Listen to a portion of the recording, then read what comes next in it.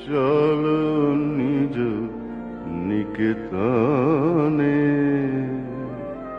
সংসার বিদেশে বিদেশির বেশে ভ্রম কেন অকারণে। মন চলো নিজ নিকেতনে।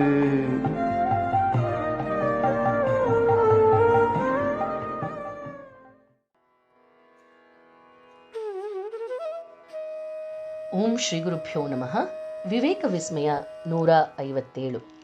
ಹಿಂದಿನ ಧ್ವನಿಯ ತುಣುಕಿನಲ್ಲಿ ಹಿಮಾಲಯದ ತಪ್ಪಲಲ್ಲಿ ಹಿಮಾಲಯ ಪ್ರದೇಶದಲ್ಲಿ ಸಂಚರಿಸುವಾಗ ಒಂದು ದಿನ ಹೇಗೆ ಹಸಿವು ಬಾಯಾರಿಕೆಯಿಂದ ಕಂಗಾಲಾಗಿ ಶರತ್ಚಂದ್ರ ಪ್ರಜ್ಞೆ ತಪ್ಪಿ ಬಿದ್ದ ಅನ್ನೋದನ್ನ ಗಮನಿಸ್ತಿದ್ವಿ.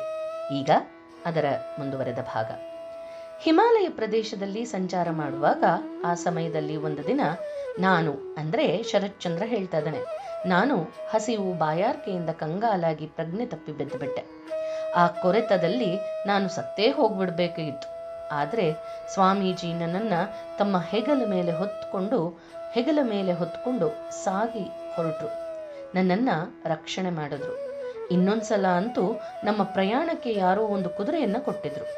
ನಾವಿಬ್ರೂ ಕೂಡ ಆ ಕುದುರೆ ಮೇಲೆ ಕುಳಿತುಕೊಂಡು ಒಂದು ನದಿಯನ್ನು ದಾಟಬೇಕಿತ್ತು. ಅದು ಅಷ್ಟೇನೂ ಆಳವಿರಲಿಲ್ಲ ಅನ್ಬೋದು, ಆದರೆ ಬಹಳ ರಭಸದಿಂದ ಹರಿತಾ ಇದೆ. ಅಲ್ದಲೆ ನೆಲ ಅಂತೂ ವಿಪರೀತ ಜಾರ್ತಿತ್ತು. ಹಾಗಾಗಿ ನನ್ನನ್ನು ಕುದುರೆಯ ಮೇಲೆ ಕುಳ್ಳಿರಿಸಿ ಸ್ವಾಮೀಜಿ ತಾವು ಮುಂದಿನಿಂದ ಕುದುರೆಯನ್ನ ಎಚ್ಚರಿಕೆಯಿಂದ ನಡೆಸಿಕೊಂಡು ಹೋದ್ರು.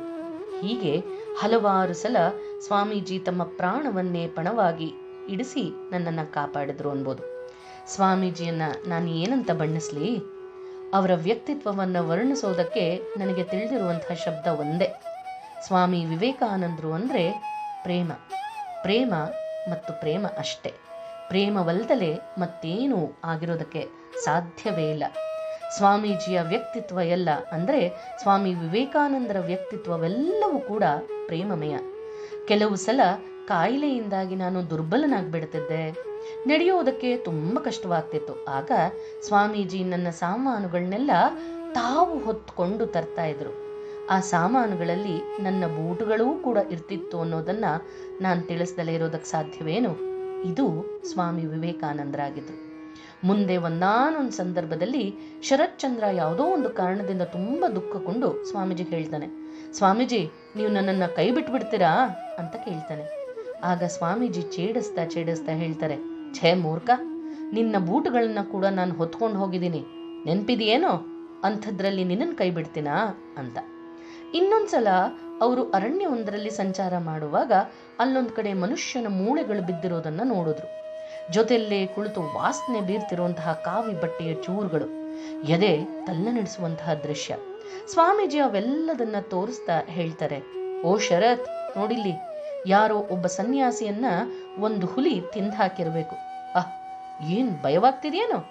ತಕ್ಷಣ ಶರತ್ಚಂದ್ರ ಹೇಳ್ದ, ನೀವಿರುವಾಗ ಭಯ ಯಾಕೆ ಸ್ವಾಮೀಜಿ ನನಗೆ ಅಂತ. ಅವರಲ್ಲಿ ಅವನಿಗೆ ಅದೆಷ್ಟು ವಿಶ್ವಾಸ! ನಿಜ ನಿಜ. ವನರಾಜನೇ ಜೊತೆಯಲ್ಲಿರುವಾಗ, ಇಲ್ಲಿ ವನರಾಜ ಅಂದ್ರೆ ಸ್ವಾಮೀಜಿ, ವನರಾಜನೇ ಜೊತೆಯಲ್ಲಿರುವಾಗ ಬೇರೆ ಪ್ರಾಣಿಗಳ ಭಯವಾದರೂ ಆಗೋದಕ್ಕೆ ಸಾಧ್ಯವೇನು?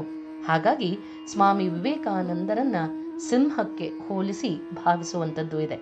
ಮುಂದೊಂದು ದಿನದಲ್ಲಿ ಸ್ವಾಮೀಜಿ ಹೇಳ್ತಾರೆ, ನೀನು ಯಾವುದರ ಮೇಲಾದರೂ ಧ್ಯಾನ ಮಾಡು, ಆದರೆ ನಾನು ಮಾತ್ರ ಸಿಂಹದ ಹೃದಯದ ಮೇಲೆ ಧ್ಯಾನವನ್ನು ಮಾಡ್ತೇನೆ ಅಂತ ಸ್ವಾಮೀಜಿ ಯುವಕರನ್ನ ಕಂಡಾಗ ಈ ವಾಕ್ಯಗಳ ಮೂಲಕ ಬಡಿದೆಬ್ಬಿಸ್ತಿದ್ದನ್ನ ನಾವಿಲ್ಲಿ ಭಾವಿಸಿ ರೆಫರೆನ್ಸ್ ಆಗಿ ತೆಗೆದುಕೊಳ್ಬೋದು. ಇವನು ಅನ್ಕೊಳ್ತಾ ಇದ್ದಾನೆ, ವನರಾಜನೇ ಜೊತೆಯಲ್ಲಿರುವಾಗ ಬೇರೆ ಪ್ರಾಣಿಗಳು ಭಯವಾದ್ರೂ ಆಗತ್ತೇನೋ ಅಂತ. ಹೃಷಿಕೇಶವನ್ನ ತಲುಪಿದ್ರು ಸ್ವಾಮೀಜಿ. ಅಲ್ಲಿ ಗುಡಿಸೊಂದಲ್ಲಿ ಇಳಿದುಕೊಂಡ್ರು. ಗುಡಿಸಲಲ್ಲಿ ಉಳಿದ ನಂತರ ಇತರ ಸಾಧು ಸನ್ಯಾಸಿಗಳ ಸಹವಾಸದಲ್ಲಿ ತಮ್ಮ ಶಿಷ್ಯನೊಂದಿಗೆ ಧ್ಯಾನಾದಿಗಳಲ್ಲಿ ನಿರತರಾದರು. ಸುತ್ತಲೂ ಶುಭ್ರ ಹಿಮಚ್ಛಾದಿತ ಬೆಟ್ಟಗಳು, ತಿಳಿಯಾಗಿ ಹರಿತಾ ಇರುವಂತಹ ಗಂಗೆಯ ಕಲರವ. ತಪಶ್ಚರ್ಯಕ್ಕೆ ಅತ್ಯಂತ ಸೂಕ್ತವಾದ ಸ್ಥಳ ಹರಿದ್ವಾರ. ಕೆಲವು ದಿನಗಳ ನಂತರ ಅವರು ಬದ್ರಿ ಕೇದಾರ್ಗಳಿಗೆ ಹೋಗೋದಕ್ಕೂ ಕೂಡ ನಿರ್ಧರಿಸಿದರು. ಹಿಮಾಲಯದ ಉನ್ನತ ಶಿಖರಗಳನ್ನೇರಿ ಹೋಗುವಂತಹ ಉತ್ಸಾಹ ಅವರಲ್ಲಿ ತುಡಿತಾ ಇತ್ತು. ಆದರೆ ಶರತ್ಚಂದ್ರನ ಆರೋಗ್ಯ ಅಷ್ಟು ಸರಿಯಿರಲಿಲ್ಲ. ಇನ್ನು ಪರ್ವತವನ್ನೇರುವಂತಹ ಕೆಲಸ ಅಂತೂ ಅವನಿಂದ ಸಾಧ್ಯವೇ ಇರಲಿಲ್ಲ. ಹಾಗಾಗಿ ಅವರು ತಮ್ಮ ಬಯಕೆಯನ್ನ ಒತ್ತಿ ಹಿಡಿಬೇಕಾಗಿ ಬಂತು. ಆದರೆ ಅವರು ಹುಟ್ಟ ಸನ್ಯಾಸಿ ಅಲ್ವೇನು? ಸನ್ಯಾಸಿಗಳಿಗೂ ಕೂಡ ಹಿಮಾಲಯದ ಶಿಖರಗಳಿಗೂ ಕೂಡ ಯುಗ ಯುಗಗಳ ನಂಟು ಅನ್ನೋದನ್ನ ಕೇಳಿದೀವಿ. ಕೆಲವು ಸಲ ಕೆಲವು ದಿನಗಳಲ್ಲೇ ಆ ಅಭಿಲಾಷೆ ಅವರಲ್ಲಿ ಮತ್ತೊಮ್ಮೆ ಜಾಗೃತವಾಗ್ಬಿಟ್ಟಿದೆ. ಏನದು? ಬದರಿ ಕೇದಾರ್ ಹೋಗ್ಬೇಕು ಅಂತ. ಇನ್ನು ತಡೆಯೋದಕ್ಕೆ ಸಾಧ್ಯವೇ ಇಲ್ಲ. ತಡಿಲಾರ್ದಲೇ ಒಂದು ದಿನ ಇದ್ದಕ್ಕಿದ್ದ ಹಾಗೆ ಹೇಳ್ತಾರೆ, ಛೆ, ನೀನು ನನ್ನ ಕಾಲ್ಗೊಂದು ಸಂಕೋಲೆ ತರ ಆಗ್ಬಿಟ್ಟೆ ಶರತ್.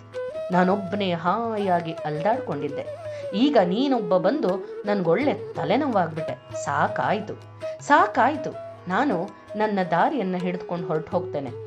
ಇನ್ನು ನನ್ನಿಂದ ಇರೋದಕ್ಕೆ ಸಾಧ್ಯವೇ ಇಲ್ಲ ಅಂತ ಹೇಳಿದ್ರು. ಚೆನ್ನಾಗಿ ರೇಗಾಡಿದ್ರು. ದಂಡ ಕಮಂಡಲು ಹಿಡಿದುಕೊಂಡು ಹೊರಟೇ ಬಿಟ್ರು. ಆಗ ಕಿಚಡಿ ಅಂದ್ರೆ ತವ್ವೆಯನ್ನ ತಯಾರಿಸ್ತಾ ಇದ್ದಂತ ಶರತ್ಚಂದ್ರ ಒಂದು ಮಾತನ್ನು ಕೂಡ ಆಡದಲೆ ಮಂಕು ಬಡದೋನ್ ಹಾಗೆ ಕುಳಿತುಕೊಂಡ್ಬಿಟ್ಟಿದ್ದಾನೆ. ಮುಂದೇನಾಯ್ತು? ಮುಂದಿನ ಧ್ವನಿಯ ತುಣುಕಿನಲ್ಲಿ ಗಮನಿಸೋಣ. ಜಯರಾಮಕೃಷ್ಣ.